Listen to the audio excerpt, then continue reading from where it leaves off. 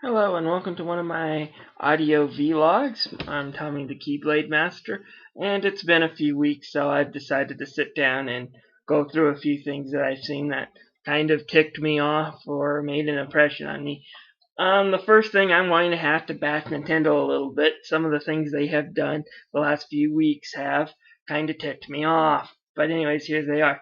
I went to renew my Platinum membership, and this is something that definitely went around. All the rewards are digital this time. It's a free game, but they're not really free retail games. The only retail game was the Donkey Kong Country remake for the 3DS.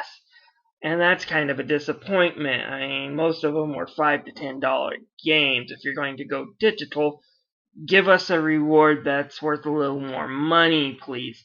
And then, you go look what you can spend those coins on, and again, it's mostly digital games. And it's a bit of a disappointment. They used to have coins, pins, I have a t-shirt, gold nunchuck, analog sticks, and it seems like Nintendo has just stopped caring about that. And it could be their financial problems. They've been losing a lot of money on that Wii U. And another thing that came out that surprised a lot of people is Mario Kart 8 didn't save the system. It helped it, but it didn't save it. And that's my thought is, of course, $100 to $200 range, you might buy a console for one or two games. But when you're doing $300 to $400 like we are now, it's got to have a bunch of content, and the Wii U just isn't there yet. Maybe someday, but it isn't there yet. Nintendo needs to make a Skyward Sword type game for the Wii U and use that tablet controller of theirs to its fullest on a core game. They haven't yet, and that's its biggest problem. On the original Wii, from the outset, we had Wii Sports, and that was a really great game, simple game everybody could play. That got people interested in the Wii, and although it took the entire lifespan of the console before we got a really great game that fully utilized the controller in Skyward Sword. And yes, haven't finished Skyward Sword, but it wasn't the motion controls that turned me off. It was the crappy overworld. But the Skyward Sword showed this is exactly what motion controlled gaming at its fullest could be like. Nintendo needs to do something to show us that tablet controller, and they can't wait 6 years. They gotta do it now. Um, but it's not all bad, I guess, for the Wii U. They do have a few good games coming up. I've seen a lot of trailers and hype this week for The Legend of Zelda Hyrule Warriors. I'm not exactly way hyped about this game. I might get it, but I'm going to get it on physical discs so I can resell it after I'm done playing. Because this isn't a real Zelda game for the Wii U. This is Dynasty Warriors with Zelda coating on it. It's going to be interesting what they do with the series, but Dynasty Warriors is not a Zelda game.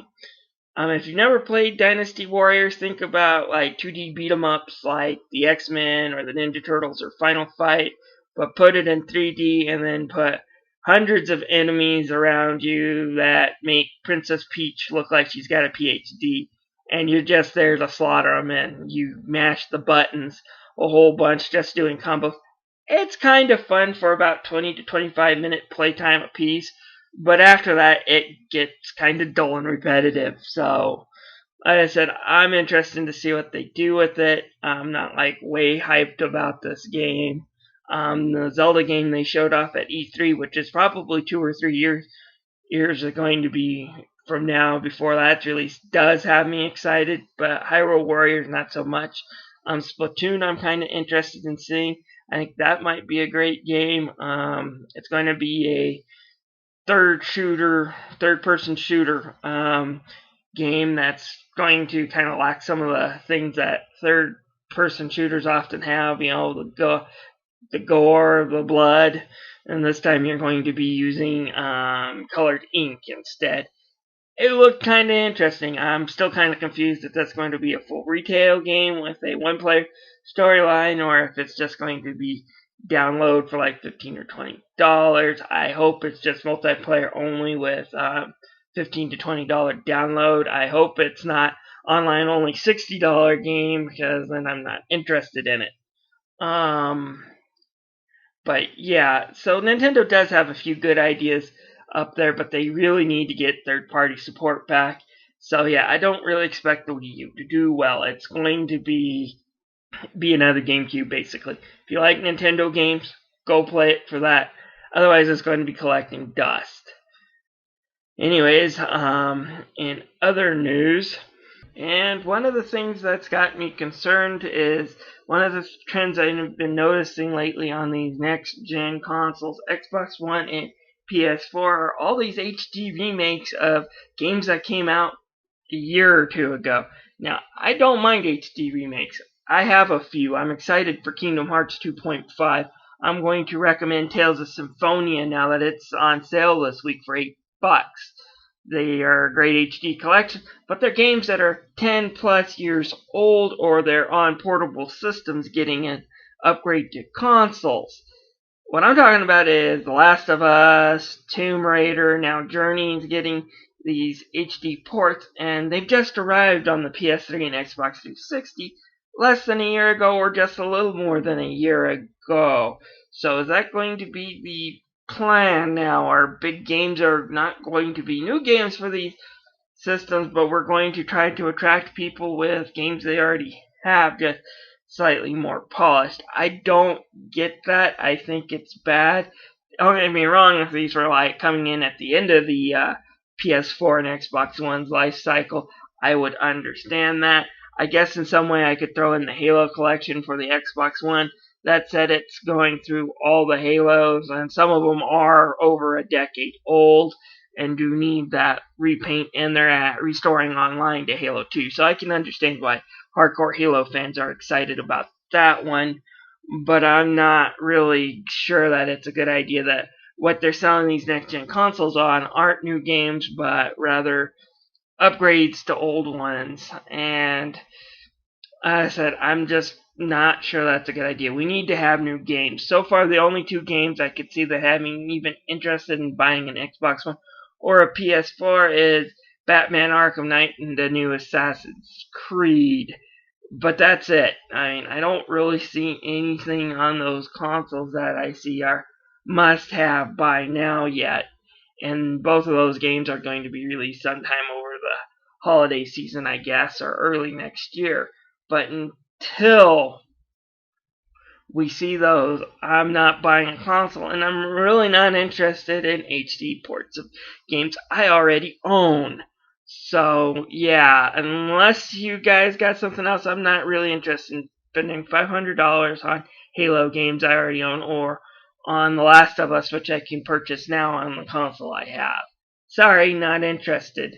And I guess in some ways this is cheaper than actually having to deal with the backwards compatibility problem. But not interested. Do something else. Oh well. On to some of the other things I've seen this week. There's a bunch of sales on the Xbox 360 and PlayStation 3. Now, the Final Fantasy games this generation haven't been good, but Final Fantasy 13-2 does stand out as being decent, worth picking up, and it's now half off on the Xbox 360.